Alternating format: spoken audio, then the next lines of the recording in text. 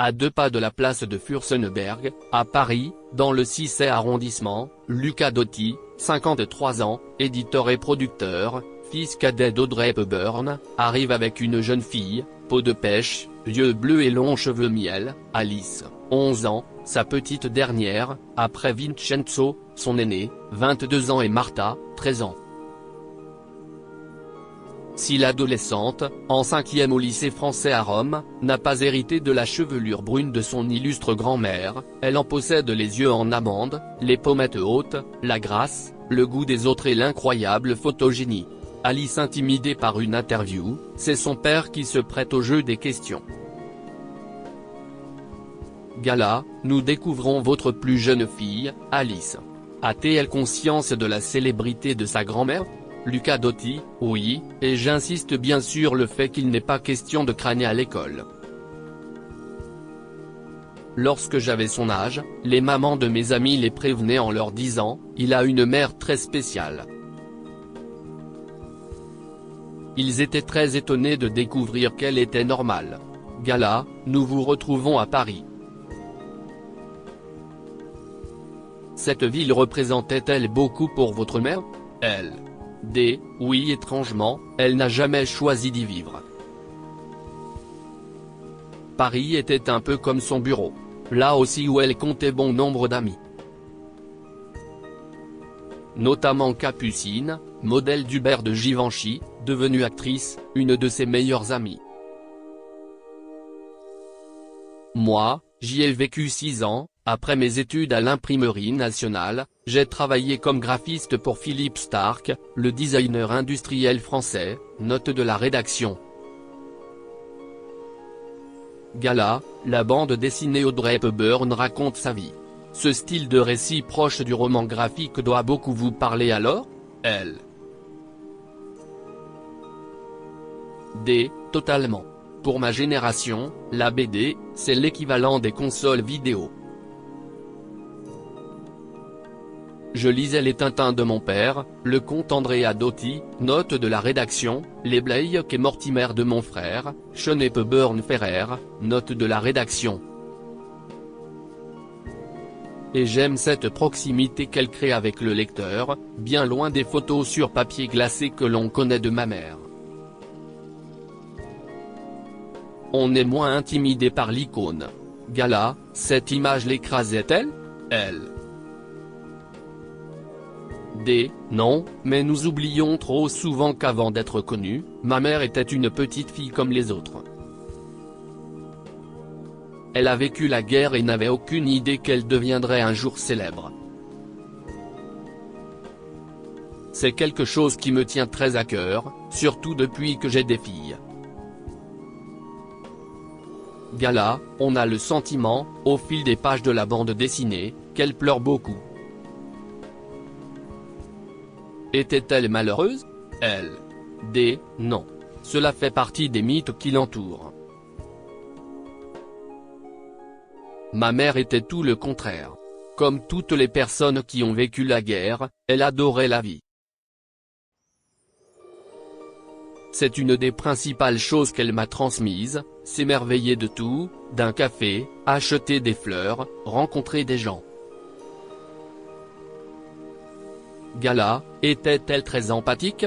Elle. Terriblement. Je ne sais pas jusqu'à quel point cela l'a handicapée, elle luttait contre ça. Les gens qui l'abordaient s'attendaient à ce que, en tant que star, elle soit bizarre. Elle contrastait avec cette image. Gala, on découvre qu'elle souffrait du syndrome de l'imposteur. Elle.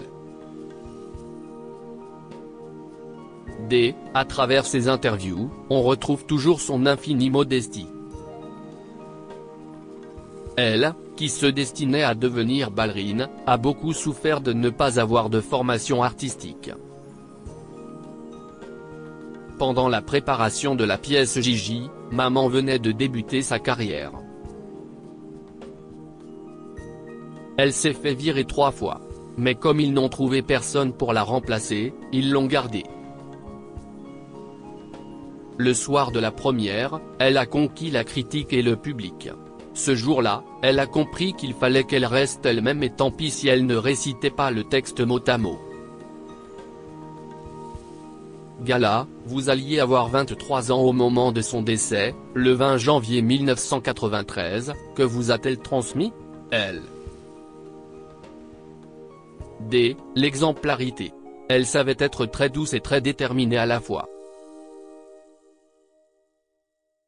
On pouvait discuter de tout. Mais elle était intransigeante lorsqu'il était question de gentillesse envers les autres.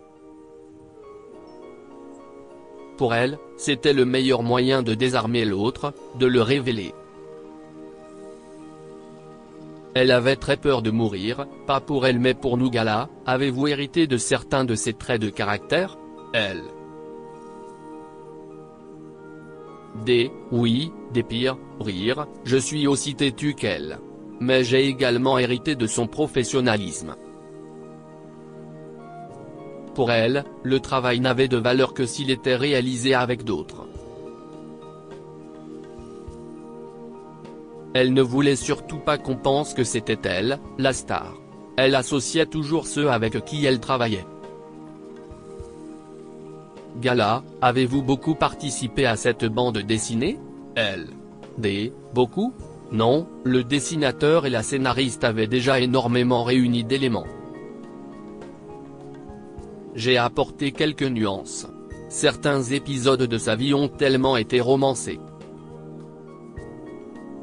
Le petit yacht privé d'amis sur lequel mes parents se sont effectivement rencontrés est devenu un énorme bateau de croisière à plusieurs étages. En Asie, on racontait même que, déprimée, elle était allée consulter mon père, psychiatre et médecin de bord. Et, de reconnaissance, elle était tombée amoureuse de lui. C'est faux.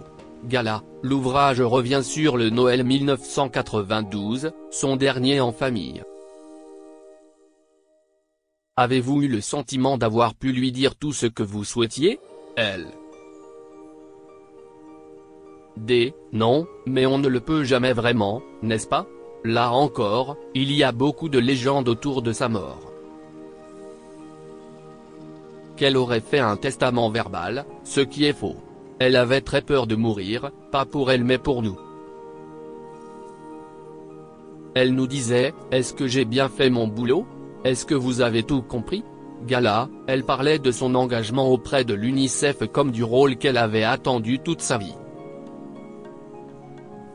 Elle. D. Oui, j'ai toujours adoré cette phrase. Avec son empathie et sa ténacité, elle a soulevé des montagnes. Elle s'est retrouvée en plein conflit armé. Gala, l'avez-vous déjà accompagnée lors de l'une de ses missions? Elle. D. Non, jamais. J'ai eu envie après mon bac. Ma mère m'a emmené rencontrer le directeur de Terre des Hommes, en Suisse. Je pense que le rendez-vous était organisé car il m'a demandé si j'étais médecin et si je savais conduire un camion. Évidemment, ce n'était pas le cas. Le message était clair, construis ta vie, deviens quelqu'un, après on verra. J'ai poursuivi son engagement en donnant les recettes des livres et des expos à l'UNICEF ou à d'autres organisations humanitaires. Gala, en 2015, il a été question d'un conflit avec votre frère aîné, Seanepe Byrne Ferrer, autour de l'héritage de votre mère. Elle. D. Ce n'était pas un problème d'héritage. Nous avions un fonds de famille Audrey Hepburn Children's Fund, géré par mon frère durant plus de 20 ans, qu'il m'a ensuite confié. Comme souvent, il y a eu des malentendus. Nous l'avons fermé. Nous avons conservé ce qui était le plus important pour chacun de nous. Le reste a été vendu aux enchères. Mais nous sommes en très bons termes, nous travaillons ensemble. Gala, qu'avez-vous gardé d'elle qui vous est le plus cher? Elle. D. Les archives de son enfance. J'ai une photo d'elle, main dans la main avec son père, elle avait ce même regard que nous lui avons toujours connu. Cela me touche. Audrey Hepburn, BD, 316 pages, édition Michel Lafon. Rétrospective Galerie Paris Cinéma Club, 28, rue Mazarine, 75 006 Paris, jusqu'au 15 octobre 2023. Cet entretien est à retrouver dans le Gala N° 1583, disponible dans les kiosques jeudi 12 octobre 2023, mais également sur Prisma Shop. Crédit photo, Sandrine Gomez.